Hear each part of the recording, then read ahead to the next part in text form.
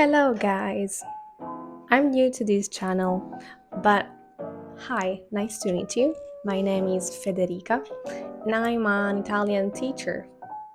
Buongiorno a tutti, sono una insegnante di italiano e mi chiamo Federica. Today I would like to read with you a very interesting story, the story of Nutella.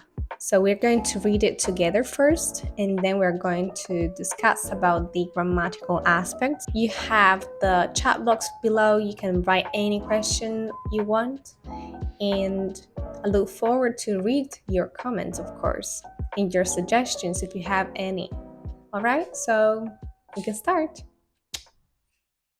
La storia della Nutella. La Nutella è una crema spalmabile inventata in Italia nel 1964 e oggi famosa in tutto il mondo. La Nutella nasce nelle colline delle Langhe, in Piemonte, dove c'è l'ingrediente principale, la nocciola. La Nutella piace a tutti, bambini, ragazzi e adulti. Inoltre si mangia in ogni momento della giornata, al mattino a colazione, al pomeriggio a merenda e alla sera come dolce. Qual è il motivo del suo grande successo? Ripercorriamo l'incredibile storia di questo famoso prodotto italiano. Siamo ad Alba, in Piemonte, subito dopo la Seconda Guerra Mondiale. A quel tempo è molto difficile trovare il cacao, ma il pasticcere Pietro Ferrero, nel suo laboratorio di dolci, riesce a trasformare questo problema in una grande opportunità. Pietro inventa una pasta dolce con poco cacao, zucchero e nocciole, raccolte in abbondanza in queste terre. Nel 1946 nasce l'antenato della Nutella, il gianduiot. Ha la forma di un panetto avvolto dalla carta stagnola, è solido e può essere tagliato a fette da mettere sul pane. Pietro lo chiama il dolce degli umili, cioè il dolce di quelle persone modeste come operai, muratori, contadini, che nell'ora della colazione possono comprarlo a basso costo e mangiarlo in mezzo a 2 fette di pane.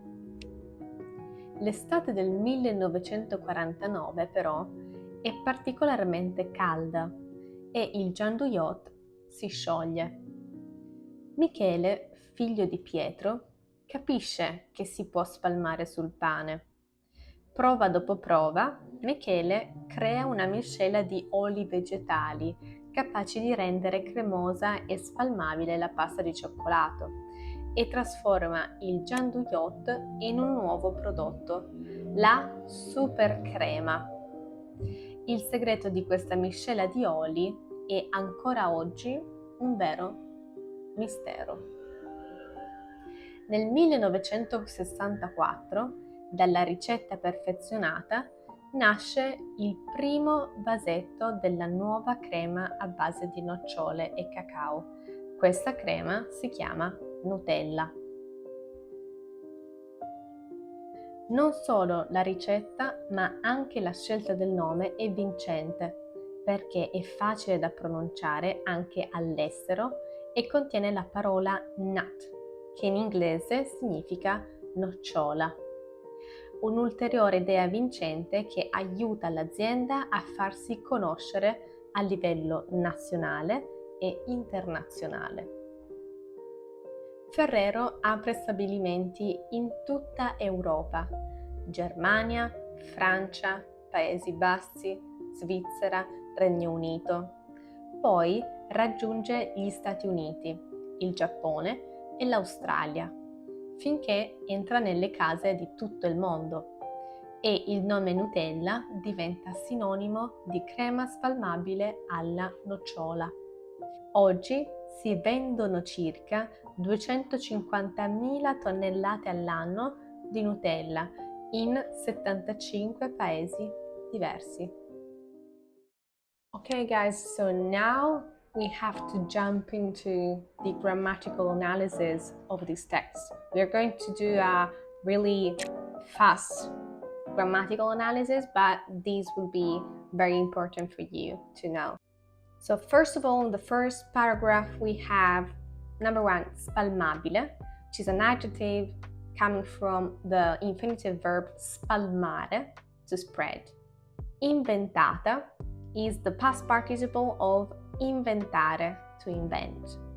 And here, of course, is feminine and singular because crema is feminine and singular. Then we have nel, prepositional contraction in plus il. And nasce, third person singular for nascere, to be born or originate. Nelle, another prepositional contraction, so in plus le. Delle, di plus le, so of the. And then piace a. So piace a comes from piacere a. This is very important to know because it's quite different from English. So in English I say everybody likes Nutella, but in Italian it's the other way around. So we say la Nutella is liked to everybody, like it's enjoyed by everybody. So la Nutella, liked item. Piace a, who likes it? Tutti. Then si mangia. This si is an impersonal si for third person singular, and this equals to the English for it is also eaten, like it is eaten, or one eats or people eat. So we put si before the verb. Then we have della, as we said before, di plus la, so of the, and alla, a plus la, so at the evening for dessert.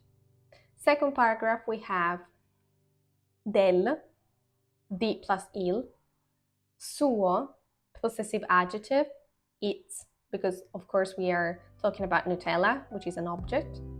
Then let's look back at, so let's retrace as well. Ripercorriamo, coming from ripercorrere, so to retrace. Nel, again in plus il, riesce a trasformare. So this comes from the infinitive verb riuscire a, to manage to. Then inventa, coming from inventare, to invent. Poco, adjective for little.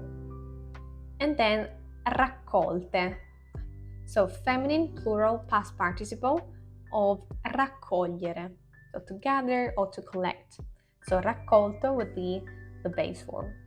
But of course we are talking about nocciole, so le nocciole, feminine plural, and also raccolte. Following paragraph we have della, again di plus la, avvolto, avvolto, and this comes from avvolgere, so base form, masculine singular, past participle, wrapped. Then we have tagliato a, again, masculine singular past participle of tagliare, to cut, a into. Then we have lo, quite important, and this topic is quite relevant, I would say. One of the most difficult for my students, this is the direct object pronoun, lo. And this always stands before the verb. In this case, lo here is not, of course, article. I'm not saying lo studente, ma here we see it before the verb. So of course we are talking about Gianduiot. So il Gianduiot is masculine singular, so I need this lo, right? So Pietro calls it, Pietro lo chiama, of course chiama from chiamare, to call. And then we have che, subject relative pronoun for people. In English you would say who at breakfast time, or in Italiano che nell'ora della colazione. Now we have the sequence, verb 1, verb 2, plus the attached object pronoun. And like in English, after verb 1, the modal verb, in this case can, so potere, they can, loro possono, we need the infinitive of the second verb, so comprare. But since here I have the attached pronoun, so buy it, I need to take away the ending e, right? And it becomes comprarlo. Great. And then we also have the other second verb, which is mangiare, but I want to say eat it. So mangiarlo. Let's jump into the following paragraph. Here we have to see si scioglie, coming from the infinitive sciogliersi. Sciogliersi, to melt, is a reflexive verb in Italian, whereas in English it is not. So it will be I melt, you melt, he, she melts, etc. Io mi sciolgo, tu ti sciogli, lui si scioglie, noi ci sciogliamo, voi vi sciogliete, loro si sciolgono. Great. Then we have capisce, coming from the ire conjugation type 2 verb capire, to understand. So io capisco, tu capisci, lui capisce. Here we are talking about Pietro's son, so Michele. Che, that, so relative pronoun for things, like before, is the same. So che also meaning who or that. In English we have more variants, let's say. Again, we have this impersonal si, like before. We saw the si mangia. Here we have si può spalmare. So one can spread it on bread, like one can spread on bread. So si può plus the infinitive, spalmare, to spread. Then sul, another prepositional contraction, su plus il, so on the bread. Then crea, coming from creare, to create. Capaci di is the masculine plural adjective for able or capable of, exactly like English. So we say capace di. Here we are talking about oli vegetali, so masculine plural. I need also capaci. So always the agreement. Then rendere, meaning to make something somehow, so make it, creamy and spreadable. Then we have trasforma, that directly comes from trasformare in, so make something turn into, right? Turn it into. Trasforma il yacht into, in, un nuovo prodotto. Let's jump into the penultimate paragraph. We need to know nel, we know it, dalla, we know it, perfezionata, then feminine singular past participle of perfezionare, to perfect. And we are talking about recipe, so la ricetta perfezionata. Nasce, we know it, we saw it before. Della as well. And we have a base di. This expression is usually before the object. So if I want to say cocoa or hazelnut based, I would have to say first a base di, and then what is made of? Cocoa and hazelnut. So a base di nocciole e cacao. Then si chiama, coming from chiamarsi, to be called, again reflexive verb. So it is called, si chiama, third person singular. Non solo, ma anche, so not only but also. Easy to is facile da. Then we have contiene, coming from contenere, and we know it is irregular because it's built from tenere, which actually means to hold or to keep. And this means contain or include. Then we also have che, again. In this case is which, so used in sentences that could also be deleted, removed, and the meaning would not change at all. So we have che always, whereas in English you have who, that, and which. Significa, coming from significare, to mean. Aiuta, a. So this comes from aiutare a, to help to do something, or help doing something, or help do something. Last one, farsi conoscere.